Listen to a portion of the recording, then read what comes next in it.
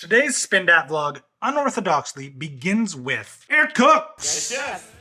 This morning's intervals were like, they're kind of tough. I was actually a little bit on the nervous side about whether or not I could truly get through it. It was 5 minutes at, 5 minutes at tempo, which is described in my training plan as about 95% of an effort that you think you can do.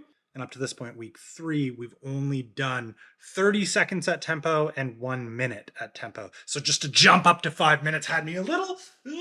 So I said to myself, hey, if I get through this pretty successfully, I'm having a pretzel. So here we are, having a pretzel. Got the mustard on there. It came out bloody nice.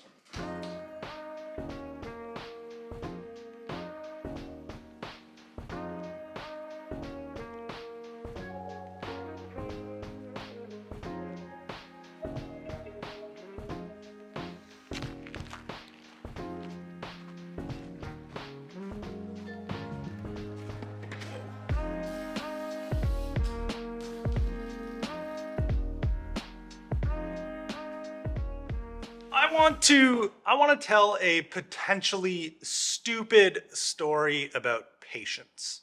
There's a real probability that it will come across as like kind of motivational and preachy, but it sounds good in my head right now, and I want to see if I can get that idea out to this.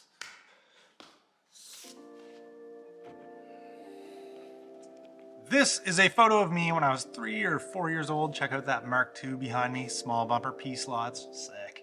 And this, a little later on in life when I was probably like 11, maybe 12. I shared this one on Instagram before. Everyone loved my pants. And it was in about that time frame from when I was like 3, 4 years old to by the time I was 12, 13, that I learned everything I know how to do on a BMX to today. Basically from the time I was like 13 years old, I plateaued. I didn't learn anything else. Just, this is what you see is what you get. I don't know why, but somewhere along the way, the idea of learning something new went from exciting to incredibly frustrating, and then from incredibly frustrating to downright embarrassing. Now, I'm no psychologist. I didn't look this up at all, but it could come down to the fact that I got happy with where I was at, and I just kept doing the same things over and over again, getting pretty good at them, getting them pretty dialed, if you will. And perhaps the way that I continued to ride this thing doing the same things over and over again gave me this false sense that things were supposed to come really easy.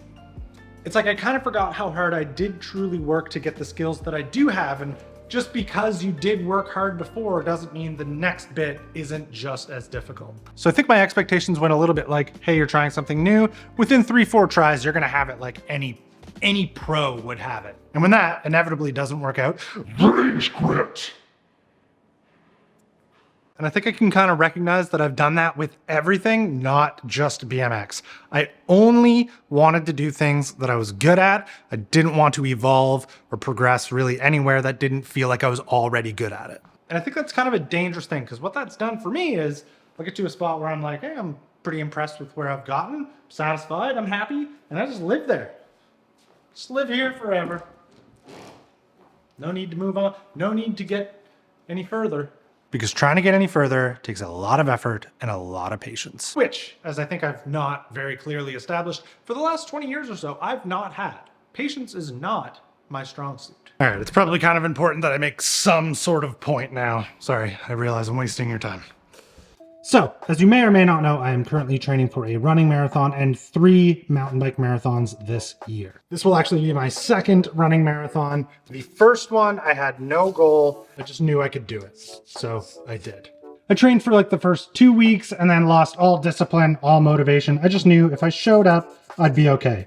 And I completed it in 4 hours and 7 minutes.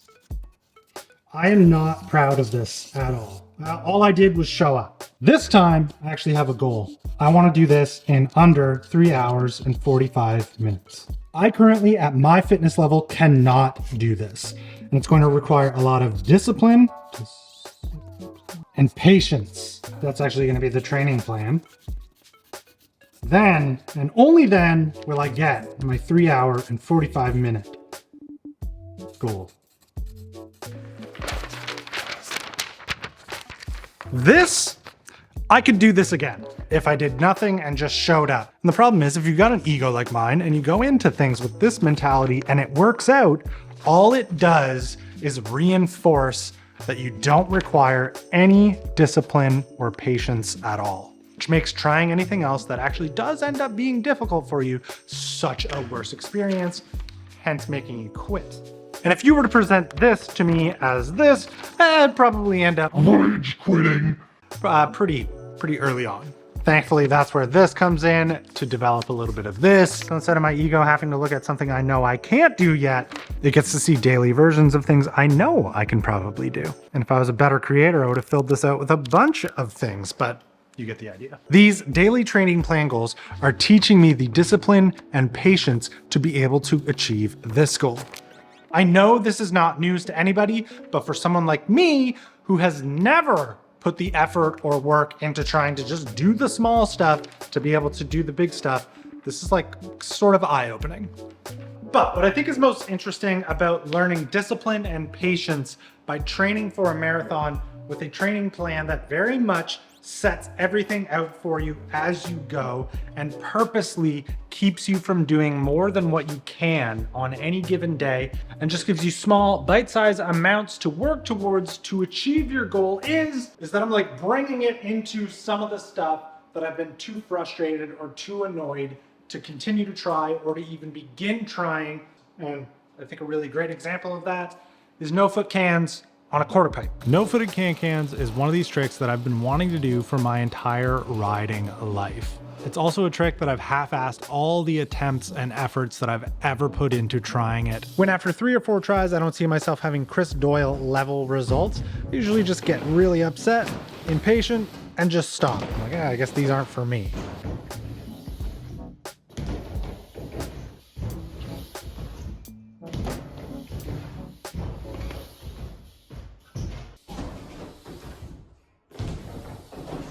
But for the last week or so on my rest days, or if I'm feeling pretty decent, I've given myself the time to come out here for like 20 minutes or so and just keep trying them. Just for a short period of time to try and keep the frustration amount down and also the exhaustion down.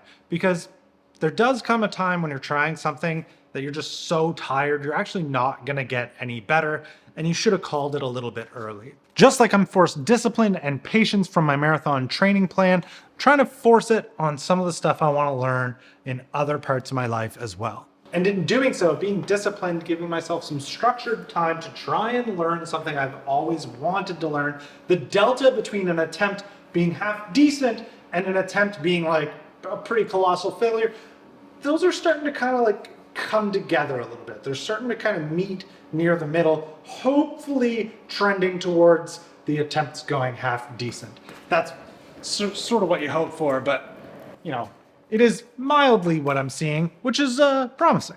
I just need to be really patient. And thus concludes my extremely long-winded, confirmed, stupid story of learning a little bit of patience in my life and trying to apply it to some of the other stuff that I like due to the fact that I'm training for a marathon.